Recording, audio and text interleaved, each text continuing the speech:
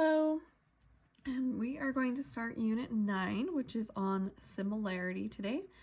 We are first going to review ratios and proportions, which you have learned back in middle school, but we want to have that good foundation before we get going more into the unit, and we also will be using these ratios and proportions as we learn our new concepts coming up. So we are going to just remember the basics using common units, review converting. We will understand and use ratios, how to use extended ratios, how to solve proportions, which are just fractions, and how to understand and use proportion rules. So, ratios and proportions. We can write them in multiple different ways, but you can write a ratio to compare two different quantities. So a ratio is a comparison of two quantities by division. You can write that ratio as a fraction. So like this would be 3/4, or you can use a colon and do 3:4, or you can just write 3/4, and that is the way we would pronounce these. We would say 3/4, 3/4, 3/4. So just different ways to write it. So let's practice writing a ratio given some information. So write the ratio of the first measurement to the second measurement. So the order does matter, and they will tell you usually what order to do. So on this one it says the length of a tennis racket is 2 feet 4 inches, and the length of a tennis paddle is 10 inches. So we want to write the ratio to that. We want to make sure though, notice how the tennis racket they gave us in feet and inches, but this is just inches. We usually want to just write it in 1 unit. So since this has 2 units, and this one's already in inches, let's convert this 2 feet 4 inches to be just in inches. So if I have 2 feet, well, 1 foot is equal to 12 inches. So we would want to do 2 times 12 is 24 inches. But then we had that additional 4 inches. So let's add that extra 4 inches and we get 28 inches. So now we can write that proportion. The first one to the second will be 28 inches over 10 inches. But we want to make sure to reduce just like you do any kind of fraction. So if I look at 28 and 10, we can take a 2 out of each of those. So 28 divided by 2 is 14, and 10 divided by 2 is 5. And that would be your answer. And I guess we can write the inches on there. So 14 inches to 5 inches is the ratio for that tennis racket to the tennis paddle. So remember to always reduce and then convert if you need to. Let's just practice reducing for a second. So here's a few fractions we can reduce. This first one, 30/15, we want to find the greatest or biggest common factor between them. So since 15 actually goes into 30, we can reduce by 15. So if I divide by 15, 30 divided by 15 is 2, and 15 divided by 15 is 1. So we get 2/1, which if you can divide it evenly is just 2. And you could probably even just do that one in your head too. You know that 30 divided by 15 is 2. 120 and 6. So as those numbers get bigger, it might be a little bit more difficult to think what goes into each of them. But you can always use your calculator to help you if you need. So 6 actually does go into 120. 120, if I divide it by 6, is just equal to 20. And so then if I divide this by 6, 6 divided by 6 is 1, so I get 20 divided by 1, which is just 20. Okay, 16 and 40. So we want to think what goes into that one. We know 4 goes in right away, since 16 divided by 4 is 4, and 40 divided by 4 is 10. But we can also go one step farther, and 8 will be the biggest one. So if I divide by 8, 16 divided by 8 is 2, and 40 divided by 8 is 5. So we get 2 over 5, and that would be your reduced fraction. And then 10 and 25. So your factors of 10 are 2, 5, 10. The one that goes into 25 is 5. So if we divide each of these by 5, 10 divided by 5 is 2, and 25 divided by 5 is 5. So we get 2/5 again. Okay, so just a little practice with that reducing. Remember, we always want to reduce those fractions. Okay, so now we're going to practice some more problems. This one, let me try and zoom in a little bit so you can read it a little easier. This one says the measures of two supplementary angles have a ratio of 1 to 4. What are the measures of the angles? So kind of a little bit of a word problem here. There's some definitions that we need to remember. We learned about supplementary. Supplementary means that they add up to be 180 degrees. So we're saying we have two angles that add up to be 180, and the ratio between those angles is 1 to 4. So using that ratio, we can kind of set our problem up. So here's the steps kind of our thought process on this. First, we need to remember what supplementary means. We already remember that it's 180 degrees. So now we want to think about what the ratio looked like before it was reduced. So we can write that as 1 over x divided by 4 over x, where x is going to be kind of the multiplier here of actually getting to 180 degrees. So think of 1x as being the first angle and 4x as the second, and x is going to be some amount of degrees that we times to get up to 180 total.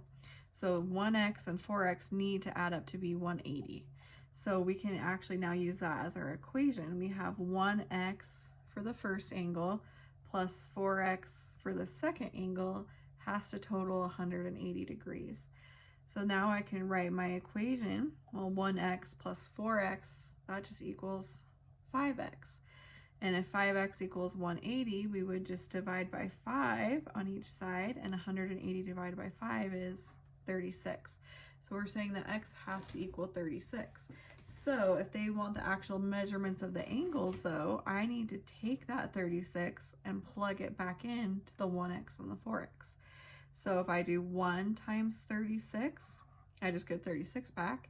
And if I take 36 and plug it into 4x, I get 4 times 36, which is 144. So really if this is kind of a visual here, we have our first angle 1, and then this would be angle 2. We have the little angle and then the bigger angle, and they make a straight line that add up to be 180 degrees. And we just found that this first angle is 36 degrees, and this second angle is that 144 degrees.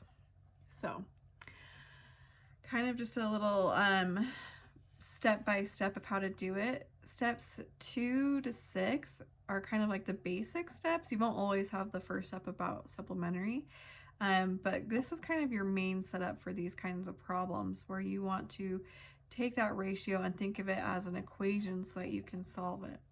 So let's try another one. Okay, so this one says a baseball team played 154 regular season games. The ratio of the number of games they won to the number of games they lost was 5 to 2. So how many games did they win total, and how many did they lose total? So kind of our information here is we know they played 154 total games, and then we have the ratio of 5 over 2. So again, thinking of it as an equation, we need to get the 5 and the 2 to somehow get up to 154 games. So that is going to have that multiplier of an x on it. So 5 times x will equal the number of games they won. And 2 times x will be the number of games lost.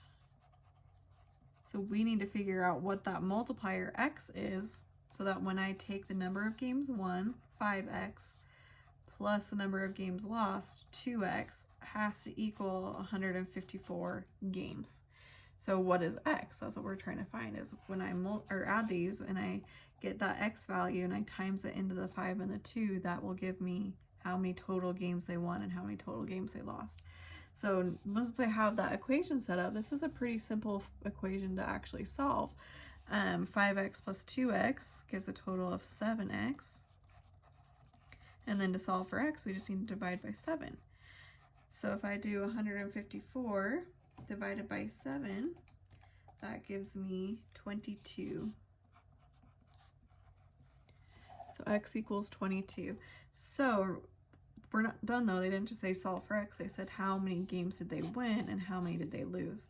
So I need to go and plug those back in. So I need to plug it into the 5x. So 5 times 22 will give me the number of games that they won, and that equals 110. So there's one answer. And then the number they lost is the 2x. So if I do 2 times 22, gives me 44 that they lost. And now we're done. So we need to make sure to plug those in to actually get our answers. So again, the steps that we did on that first problem applied here, where we want to think of that ratio having that x multiplier on it, so that when I set those up as a formula, I can actually solve for x and get the actual number. Okay, let's try another one. So this is extended ratios. Extended ratios are just when you have more than 2 numbers. So on all these last ones, we did like 5 to 2 or 1 to 4. An extended ratio will just have multiple numbers. So this one, it says the lengths of the sides of a triangle are an extended ratio of 6 to 7 to 9. So we have 3 on this one. The perimeter of the triangle is 88 centimeters. What are the lengths of the sides? So we have just 3 numbers for our ratio, but it's still going to apply the same way. We need these 3 sides to total up to be 88 centimeters around the perimeter. So again, 6 plus 7 plus 9 does not equal 88. So there's some multiplier on there that is going to get us to 88.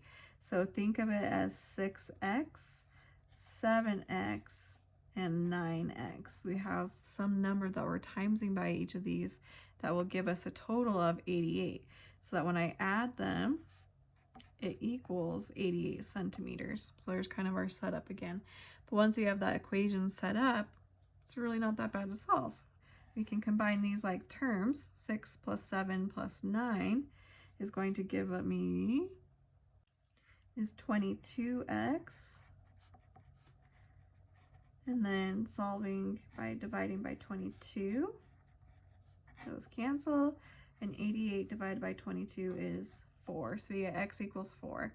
But again, they want the actual lengths of the sides, so we need to plug those back in. So I'm going to do 6 times 4, which is 24. There's one length of one side.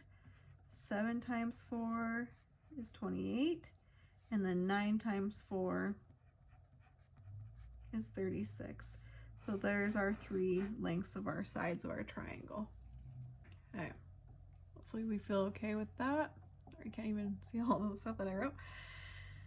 So then let's look at proportions now. So we've done ratios. Let's look and see what proportions are. Again, you've gone over proportions in your past math classes, but it's been kind of a while, so if you don't remember it, that's okay.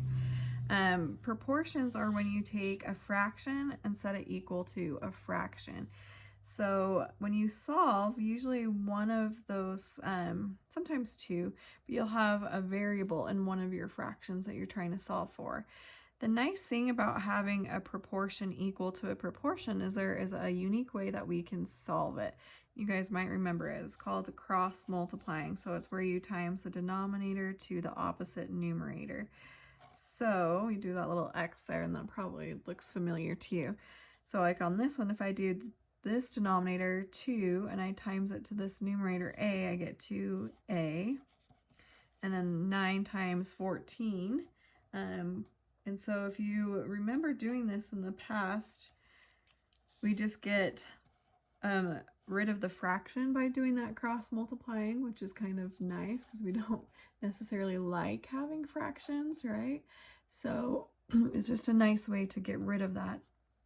And then once we get to here, by just cross multiplying, we're just solving for a. So this one's a pretty simple one. All I need to do is divide by 2 so that those 2's cancel, and 126 divided by 2 is 63.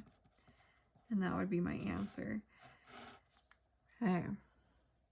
Let's look at another one. This one has a more complicated fraction. We have m plus 1, that binomial in the denominator here, and then another m on this denominator. But we're still going to solve it the same way. I'm going to do bottom times top of the other side. Since this one is a binomial, think about it as having parentheses around it. So I'm going to have 3 times the m plus 1. And then on this one we get m times 15, or 15m. And then since we do have that binomial here and this number being multiplied, we want to distribute that in so that we get 3 times m is 3m and 3 times 1 is 3. And then now we want to just start solving for m. So let's get our m's on the same side. So let's minus this 3m over to this side. Those cancel and we get 3 is equal to 12m. And then dividing by 12,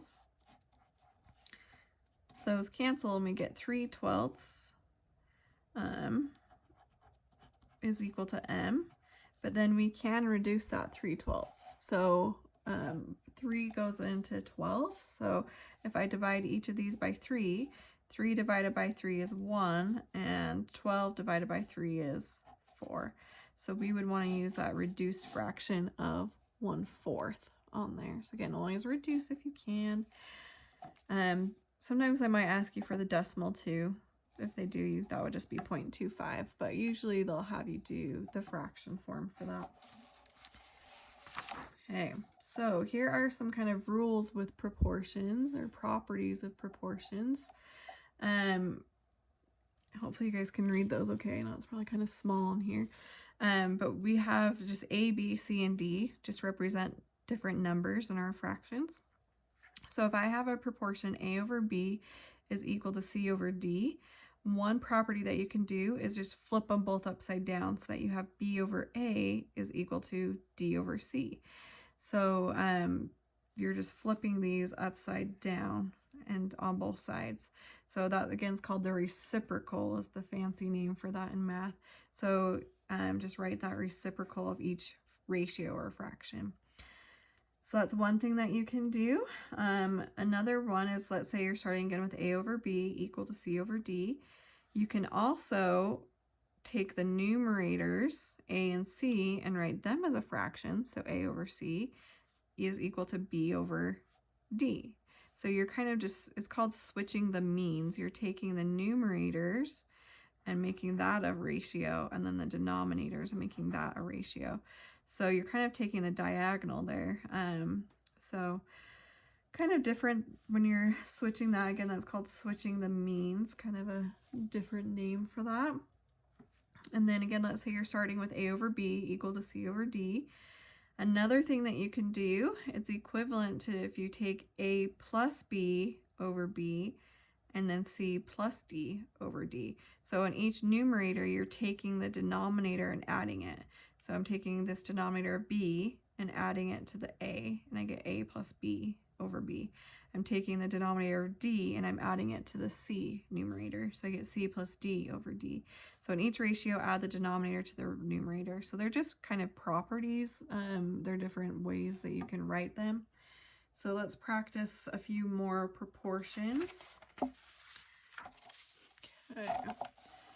So on this first one, we have 5/4 equal to x over 8. Again, when we have that variable and we have a fraction equal to a fraction, you have that proportion where you can cross multiply. So I get 4 times x is equal to 5 times 8, which is 40. And then I can divide by 4 to solve for x. And 40 divided by 4 does go an even. We just get 10 back. So what that's saying is 5/4 is the same as 10/8, which we also know because 10/8 reduces to 5/4. So it's kind of like you're unreducing is what this is doing. This time we're going to cross 2 times 3 and then 5 times this. But again, whenever you have that binomial, you want to put those parentheses around it. So 2 times 3 is 6. And then we get 5 times 2 plus x. But with that binomial, we want to distribute that 5 through. So that we get 5 times 2 is 10. 5 times x is 5x equal to 6.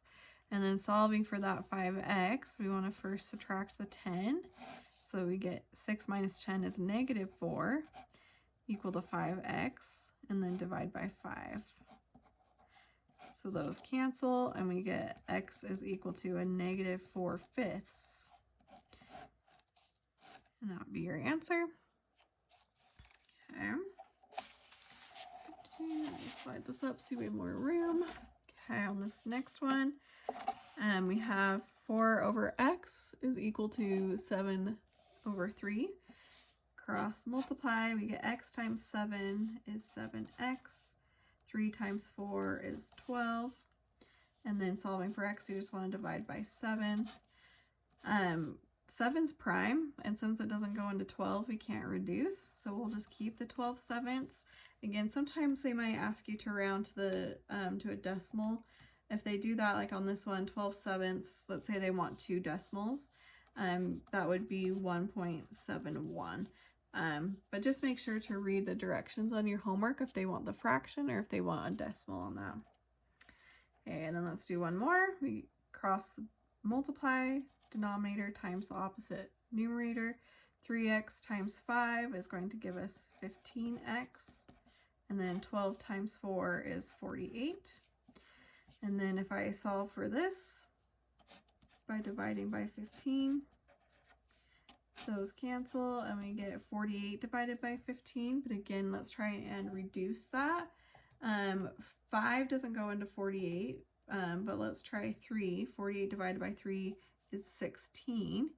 So I get 16, and then 15 divided by 3 is 5. So 16/5 would be the reduced fraction on that. Again, if they wanted the decimal for that, would be 3.2. So, but usually I feel like most of the time they prefer the fraction over the decimal. So that is just kind of solving. But let's try a word problem really quick. I know they're everyone's favorites, but I believe in you guys. So one more practice problem. How many small, medium, and large uniforms? And just kind of a heads up, I have seen this exact question on the ACT before, so that's always good to practice. So this one says, a band director needs to purchase new uniforms. The ratio of small to medium to large uniforms is 3 to 4 to 6. So 3 smalls to every 4 to every 6 large. So he needs, if there are a total of 260 uniforms to purchase, how many should be small, how many should be medium, and how many should be large? So this is going back to what we were doing earlier, where we need to set up that equation using the ratio 3 to 4 to 6. So obviously 3 plus 4 plus 6 is not equal to 260. So again, there's some multiplier that I need to times each of these numbers by that will get me to 260. So let me kind of come off to the side here. We want to just take that ratio and do 3x and then plus 4x plus 6x. We're going to times each of those ratios by some multiplier x, so that when I add them all up, they add up to the total of 260 for the band. So then once I get to here, now I just want to start solving this equation. So 3x plus 4x is 7x, and 7x plus 6x is 13x. So I get 13x is equal to 260. Solving, we can divide by that 13 on each side, and 260 divided by 13 will give us that x value, which is just 20. So again, that's not our answer, but that is our multiplier. So now if I want to figure out how much of the small, medium, and large I need, I'm going to take that 20 and plug it in for our multiplier x in here. So the 3x is the small, so instead of the x, I'm going to use the 20 to plug in. 3 times 20 is 60. So we need 60 smalls. Now 4x was the medium, so I'm going to do 4 times 20, which is 80. So we need 80 mediums. And then 6x was the large. 6 times 20 is 120, and that's how many we need of those. So just kind of a story problem to go along with what we were doing earlier, but the same steps. So don't let the story like throw you off or intimidate you. We're just setting up that equation so that we can solve for that multiplier, which we then plug back in for the x to get the actual number or value that we're trying to find. So but that is your ratios and proportions. Please let me know if you guys need any help or have any questions. Just send me an email. I'm happy to help you. But I hope you guys have a great day, and I'll talk to you later.